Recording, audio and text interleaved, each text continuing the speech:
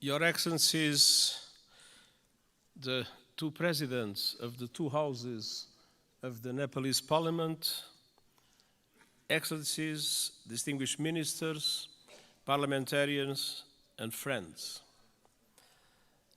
Allow me, before I start, to express my deep gratitude for the wonderful hospitality that the government and the people of Nepal has provided to me during these 3 days.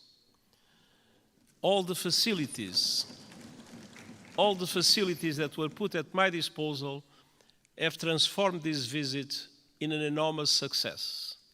I learned a lot, and I commit to use what I learned to support Nepal in your struggle against climate change and for development of your country. When I am here, I am twice at home.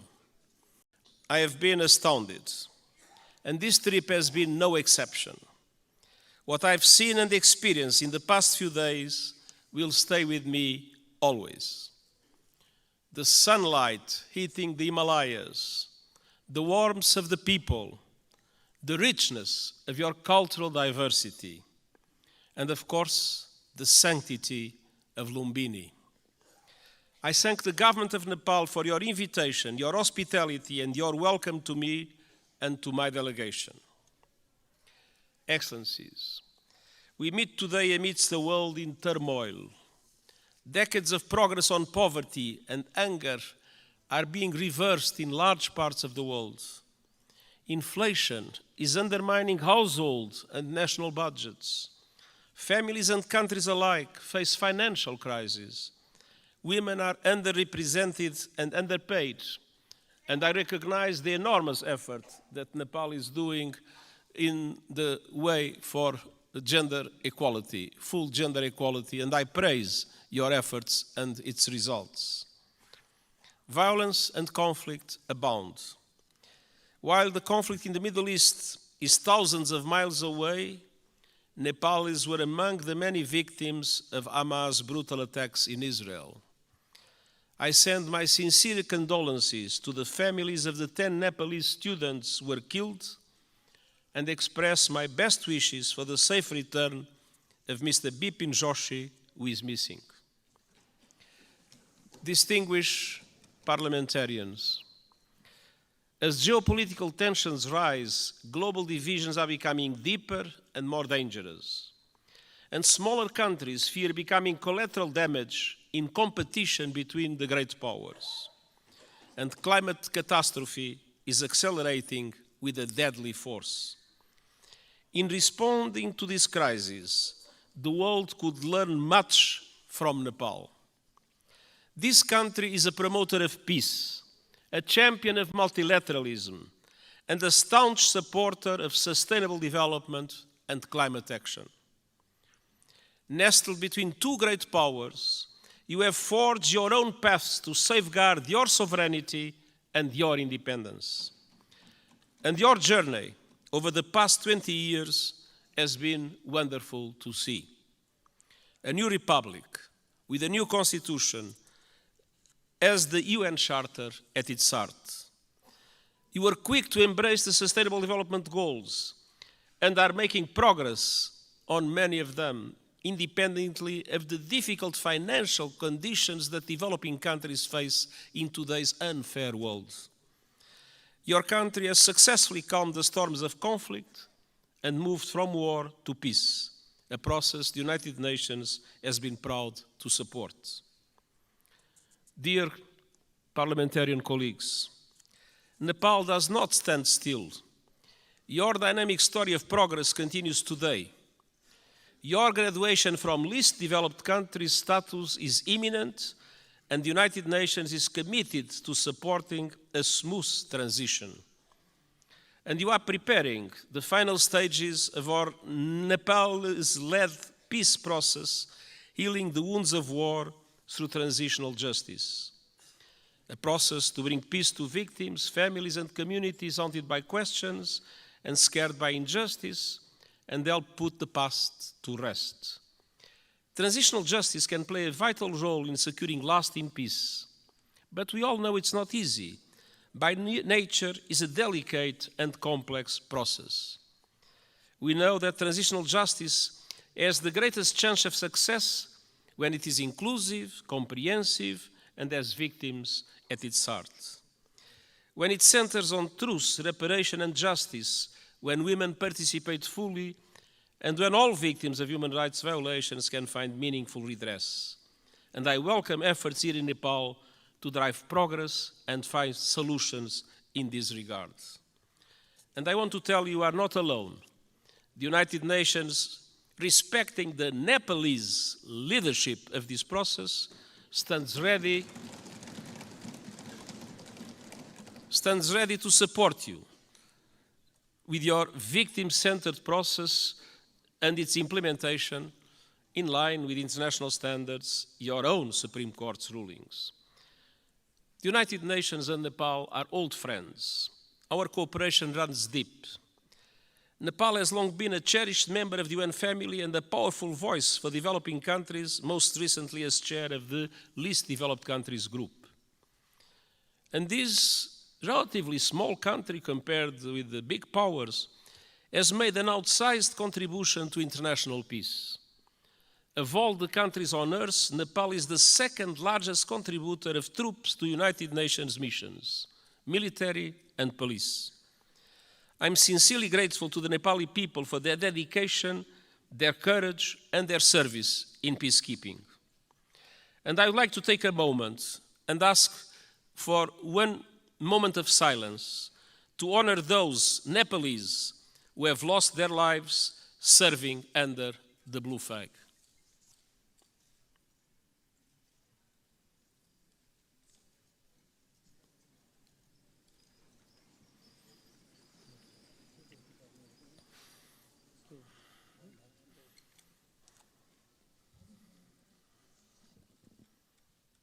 हामी मौन धारणको लागि 1 minute साथ दिनेछौँ।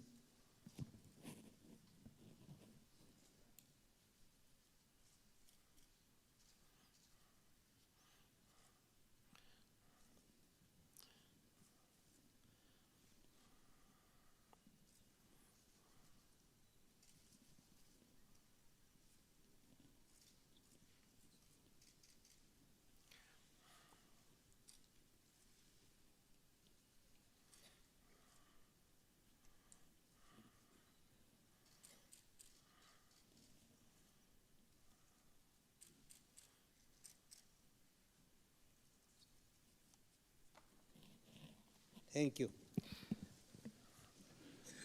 Their memory will never be forgotten, and the United Nations is proud of the exceptional contribution of Nepalese soldiers and police officers in our peacekeeping missions. Dear parliamentarian colleagues, on climate action, Nepal is a frontrunner. You are on target to reach net zero emissions by 2045. Thanks to extraordinary reforestation efforts, trees now cover almost half of the country. And you are one of the pioneers of the Early Warning Systems for All initiative, which aims to protect every person on Earth by 2027. Yet, global crises are hitting Nepal hard, as they are developing countries around the world. The lingering effects of COVID-19 pandemic, inflation, and above all the climate crisis are threatening hard-won development gains and squeezing the funds available for investment. Nepal contributes a minimal fraction of a percent, 0.000%, to global emissions. But monsoons, storms, landslides are growing in force and ferocity, sweeping away crops, livestock, and entire villages, decimating economies and ruining lives. In August, landslides caused by heavy rains caused devastation and killed scores of people. And glaciers are melting at record levels. I was a witness. Nepal has lost close to a third of its size in just over 30 years. The effect is devastating.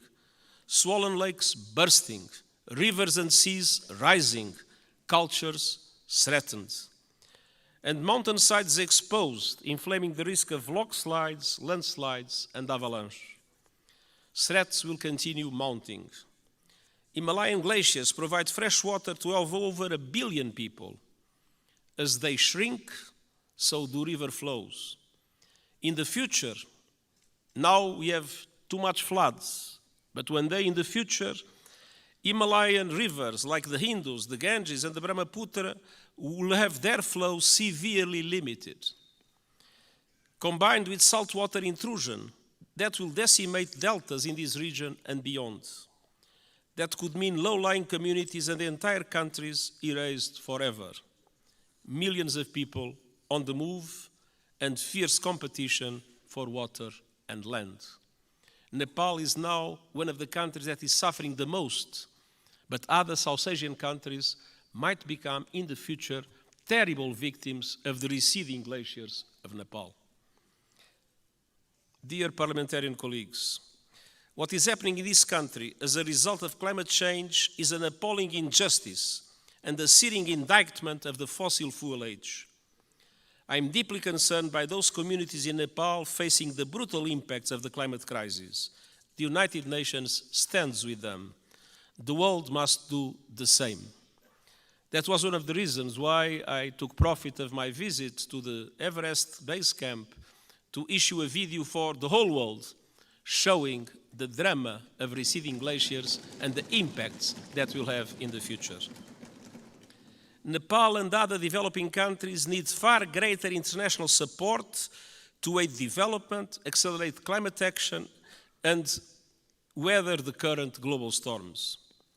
I have proposed a Sustainable Development Goals stimulus that would release at least $500 billion a year in affordable long-term finance for sustainable development and climate action in developing countries like Nepal. Member States welcomed the proposal at the General Assembly last month and committed to advance it. I call on them to take action now to make these commitments a reality. Unfortunately, in our world, many times people announce commitments and then do not implement those commitments. These commitments about finance for developing countries and climate action must be implemented. I urge leaders to act on climate without delay, with the biggest emitters leading from the front. All countries must put the acceleration agenda I propose into effect to limit the rise in global temperature to 1.5 degrees Celsius. And they must make COP28 count with a strong outcome building on the so-called global stocktake. And we also need to deliver climate justice. Developed countries must honor the promise of $100 billion a year to support developing countries in climate, and double adaptation finance as a first step of devoting half of climate finance to adaptation. Investment in the resilience of communities, in the resilience of infrastructure is today a must, because climate change impacts are not a problem of the future, they are felt today by the populations, and it is today that developed countries must support countries like Nepal to do the necessary investments in that regard. The most vulnerable must be at the center of efforts to build climate resilience. And all parties must operationalize the landmark Loss and Damage Fund at COP28 this year. There is loss and there is damage. You can see it in Nepal. There must be a compensation for it. The Nepalese people depend on it. For families that have lost their home to storms, for communities forced to abandon their villages by rising rivers, loss and damage is not a negotiating point or a bureaucratic abstraction, it is a lifeline. Dear parliamentarian colleagues, Nepal has long been a friend to the international system, and today their system is in dire need of refresh, revitalization, and reform. The world is in a state of flux. It is moving towards multipolarity, and that is a good thing. A multipolar world provides new opportunities for leadership and balance on the global stage. But this new dynamic requires strong multilateral institutions to maintain peace. History shows us that. At the beginning of the 20th century, Europe was multipolar, but without strong multilateral institutions, it descended into war that engulfed the world. That is not a risk we can take. We need strong international reformed institutions that reflect the realities of today. But ours, like the Security Council or the Bretton Woods system, mirror the world in which they were founded almost 80 years ago. They correspond to 1945. They do not correspond to what is the world in 2023. That must change. Developing countries must have far greater representation in international institutions. I have called for reform of the outdated United Nations Security Council, and I have proposed measures to reform the global financial architecture so that it better represents developing countries and responds to their needs. And these proposals are gaining traction at this year's United Nations General Assembly and beyond. But of course, there is always the resistance of those that benefit from the present unfair systems. The United Nations Summit of the Future next year is an important chance to push further progress, and I count on Nepal's support to help make the change we need a reality. Dear parliamentarian colleagues, multilateralism must both reflect the world and respond to it. That means creating the institutions and tools we need to address new threats and to seize new opportunities. Today, technology is an example of both. It can solve problems and spur development, or it can entrench divisions and inflame inequality. Today, it's doing too little of the former and too much of the latter. We need a global response to the technologies that are changing the world at astonishing speed, to harness them for the good of humanity. And all countries must have a say, not only the most rich countries in the world that have more resources to develop those new technologies. My high-level board on artificial intelligence includes experts from G77 countries, the Global South. It will report this year, so member states can consider global governance options for artificial intelligence. And it must also bring the benefits of technology to all and ensure that a new technological era, no one is left behind. This is the purpose of the Global Digital Compact the United Nations is proposing. It aims to bring together governments and industry to ensure that technology works for all and accelerate the Sustainable Development Goals. And I hope the Summit of the Future will be an excellent chance to push progress. As a steadfast champion of multilateralism, peace, and developing countries' interests, Nepal will be a vital ally at the summit. Dear parliamentary colleagues, it has been my great pleasure to visit this extraordinary country over the past few days. What I've seen confirms a simple truth. Nepal is a friend of the world, so the world must be a better friend to Nepal. And the United Nations will never stop fighting to make that a reality, and I thank you.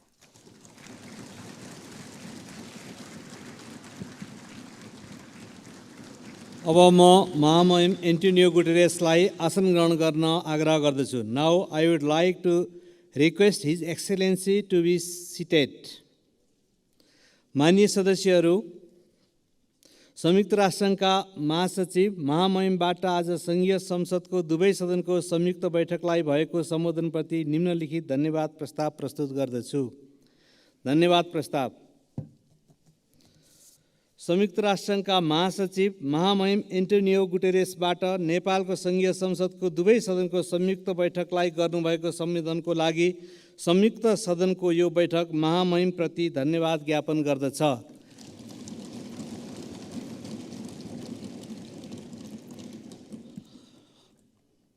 Motion of thanks.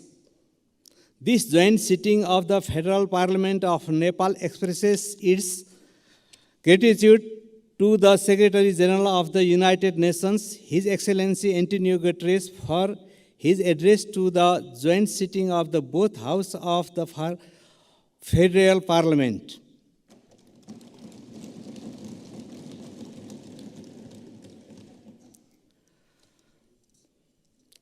माननीय सदस्यहरू उक्त धन्यवादको प्रस्तावलाई सहमति जनाइदिनु हुन म आग्रह गर्दछु।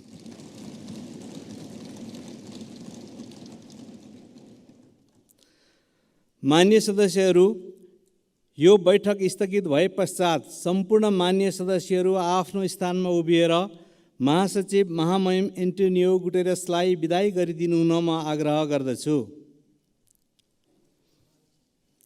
माननीय सदस्यहरू, संघीय संसदको दुवै सदनको संयुक्त बैठक यही स्थगित हुन्छ।